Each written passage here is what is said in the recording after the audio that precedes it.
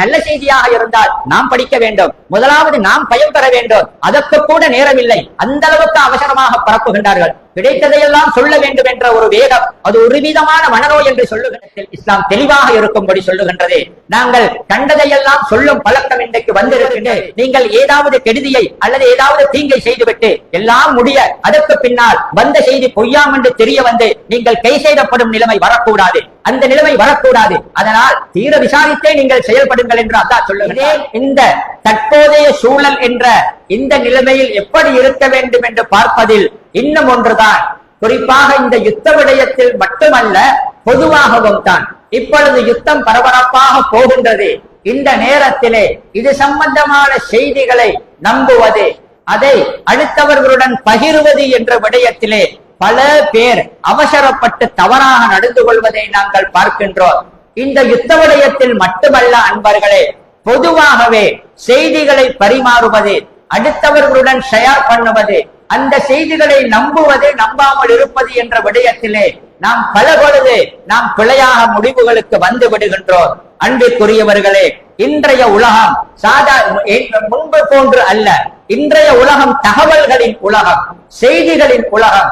ஒரு காலம் இருந்தது, ஏதாவது ஒரு ஊரின் நடப்பை பற்றி, எமது நாட்டின் ஒரு தொங்கலில் நடக்கக்கூடிய ஒரு மூலையில் நடக்கக்கூடிய ஒரு செய்தியை பற்றி அறிவது என்றிருந்தால் ரேடியோவில் செய்தியில் அறிய வேண்டும், அல்லது தினசரி பத்திரிகை வர வேண்டும், அதை பார்த்துத்தான் அறிய வேண்டும் என்ற ஒரு நிலைமை.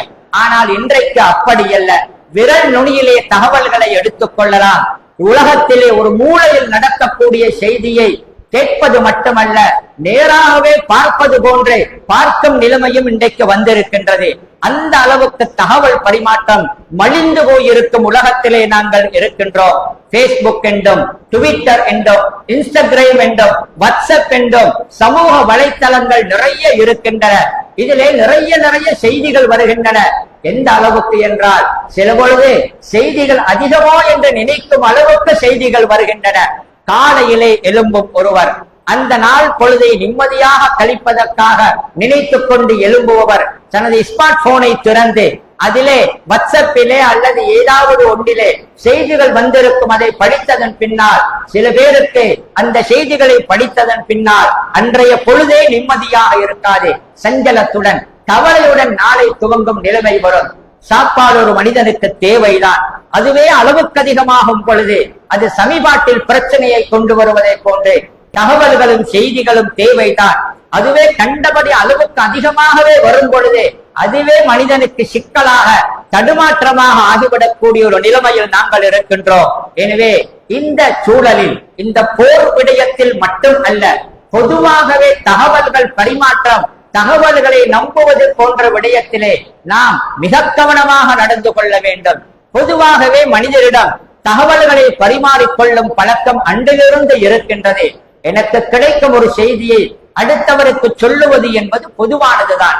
அது நல்ல செய்தியாக மாத்திரம் இருந்துவிட்டால், பிரயோஜனமான உண்மையான நல்ல செய்தியாக இருந்துவிட்டால், நான் அடுத்தவருக்கு அதை சொல்வதன் மூலமாக எனக்கும் நன்மை கிடைக்கும், சமூகத்துக்கும் நலவு நடக்கும். அது உண்மை. அதே செய்தி பொய்யான செய்தியாக இருந்தால், பிழையான செய்தியாக இருந்தால் அது அடுத்தவரை பாதிப்பது மட்டுமல்ல, எனக்கு பாவத்தையும் கொண்டு வந்து சேர்க்கும் என்பதை புரிந்து கொள்ள வேண்டும். மதிப்புக்குரியவர்களே, நாங்கள் பரவலாக இன்றைக்கு பார்க்கின்றோம் தானே, எத்தனை செய்திகளை நாங்கள் ஷேர் பண்ணுகிறோம். அது எந்த விதத்திலும் அதை உறுதிப்படுத்தாமல் அதனுடைய நம்பகத்தன்மை என்ன, அது உண்மையானதா என்பதை பார்க்காமல் தீர விசாரிக்காமல் எத்தனை செய்திகளை நாங்கள் அடுத்தவர்களுக்கு வந்த வேகத்திலேயே நாங்கள் அடுத்தவர்களுக்கு பரப்பி விடுகின்றோம். இன்னும் ஒரு சிலர் இருக்கின்றார்கள், எப்படி தெரியுமா, வேண்டுமென்றே பொய்யான பிழையான செய்திகளை கிரியேட் பண்ணி அதை உருவாக்கி வேண்டுமென்றே அடுத்தவரை பீதியிலாக்க, பயமுறுத்த அல்லது குழப்பங்களை கொண்டு வர என்றே செய்திகளை பரப்புபவர்களும் இருக்கின்றார்கள். உண்மையான செய்தியாக இருந்தாலும் கூட, சரியான தகவலாக இருந்தாலும் கூட அதை பிழையான நோக்கத்தில் பரப்புவதும் பிழைதான். சரியான தகவல் தான், ஆனால் அதை பிழையான நோக்கத்தில் பரப்புவது பிழைதான். அப்படி பரப்புபவர்களும் இருக்கின்றார்கள். யாராவது ஒருவர் இன்னொருவரை பற்றி ஏதாவது சொன்னால் அவர் சொன்னது உண்மைத்தான் என்றிருந்தாலும் கூட அடுத்தவரிடம் போய் இவர் இப்படி சொல்லிவிட்டார் என்று மூட்டி வைக்கும் நோக்கத்திலே போல் சொல்வது இருக்கின்றது. இது பாவமானது. இது மோசமான விளைவுகளை கொண்டு வரக்கூடியது. மதிப்புக்குரிய சகோதரர்களே, செய்திகளை அடுத்தவர்களுக்கு பரப்பும் பொழுது பிழையான முறையில் நடந்து கொள்வதன் மூலமாக எத்தனை பயங்கரமான விளைவுகள் சகோதரர்களே சமூகத்திலே பார்க்கின்றோம் தானே. எத்தனையோ நண்பர்கள் பிரிந்து விடுகின்றார்கள். கணவன் மனைவி விவாகரத்து வரைக்கும் போய்விடுகின்றார்கள். இன்னும் எத்தனையோ சமூகத்தின் பிளவுகள் தப்பெண்ணங்கள் என்று பலது நடப்பதை நாங்கள் பார்க்கலாம். அதனால் தான் நாம் இஸ்லாத்தை பார்க்கலாம். இஸ்லாம் தகவல்களை நம்பும் விடயத்திலும் ஒரு தகவலை வைத்து செயல்படும் விடயத்திலும் எனக்கு கிடைத்த ஒரு செய்தியை நான் சொல்லும் விடயத்திலும் இஸ்லாம் அழகான வழிகாட்டல்களை சொல்லி இருக்கின்றது. அதிலே எப்படி நாங்கள் நடந்து கொள்ள வேண்டும் என்பதை தெளிவாக சொல்லி இருக்கின்றது. இஸ்லாம் அதில் மிக கவனப்படுத்திருக்கின்றது. அல்லாஹ் அல் குர்ஆனிலே சொல்லுகின்றான், யா அய்யுஹல்லதீன ஆமனூ இன் ஜாஅக்கும் ஃபாஸிகும் பினபஇன் ஃபதபையனூ அன் துஸீபு கௌமன் பிஜஹாலத்தின் ஃபதுஸ்பிஹு அலா மா ஃபஅல்தும் நாதிமீன். விசுவாசிகளே, யாராவது ஒரு தீயவன் ஒரு செய்தியை உங்களிடத்தில் எடுத்துக் கொண்டு வந்தால் ஃபதபையனூ, முதலாவது அதை தீர விசாரித்து உண்மையானதா என்று உறுதிப்படுத்திக் கொள்ளுங்கள். ஏன் தெரியுமா? அன் துஸீபு கௌமன் பிஜஹாலத்தின் ஃபதுஸ்பிஹு அலா மா ஃபஅல்தும் நாதிமீன். அல்லாஹ் அழகான ஒரு செய்தியை சொல்லுகின்றான்.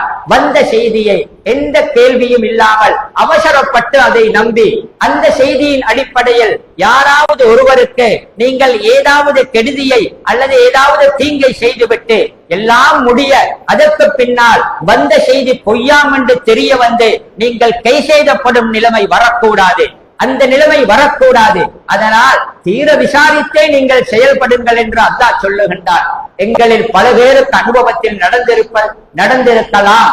நாங்கள் நினைத்து பார்த்தால் புரியும். எத்தனை சந்தர்ப்பங்களில் யாரோ ஒருவர் சொன்ன செய்தியை அவசரப்பட்டு நம்பி எமது நெருங்கிய நண்பர்களுடனே பகைத்துக் கொண்டு அவருடன் நாங்கள் சண்டை பிடித்து எல்லாம் முடிய சொன்ன செய்தி பிழையாம் என்று தெரிய வரும் பொழுது எமக்கு எந்த பதிலும் இல்லாமல் நாமே எம்மை ஏளனமாக பார்த்து தலை குனிந்து நிற்கும் நிலைமை பல சந்தர்ப்பங்களில் வந்திருக்கலாம்.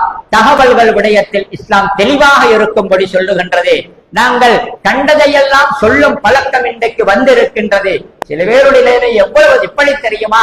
அவரது வாட்ஸ்அப் குரூப்பிலே அவருக்கு ஒரு தகவல் வந்தால், பேஸ்புக்கிலே வந்தால், அதை அவர் வாசிப்பதற்கு முன்னாலேயே ஒரு வீடியோ கிளிப் அல்லது ஒரு ஆடியோ கிளிப் வந்து விட்டால் வாசிப்பதற்கு முன்னாலேயே அடுத்தவருக்கு ஷேர் பண்ணி விடுவது, அந்த அளவுக்கு அதை அனுப்பிவிட வேண்டும் என்பதில் ஆர்வமாக இருக்கின்றார்கள். ஒரு தகவலை பொறுத்தவரையில் ஒரு செய்தி கிடைக்கின்றது என்று சொல்லுங்களேன், அடிப்படையில் முதலாவதாக அது நல்ல செய்தியாக இருந்தால் நாம் படிக்க வேண்டும். முதலாவது நாம் பயன் பெற வேண்டும். அதற்கு கூட நேரமில்லை. அந்த அளவுக்கு அவசரமாக பரப்புகின்றார்கள். கிடைத்ததையெல்லாம் சொல்ல வேண்டும் என்ற ஒரு வேகம், அது ஒரு விதமான மனநோய் என்று சொல்லுகின்றார்கள். இன்றைக்கு ஒரு விதமான மேனியா என்று அந்த நிலைமைக்கு சமூகம் போயிருக்கின்றது.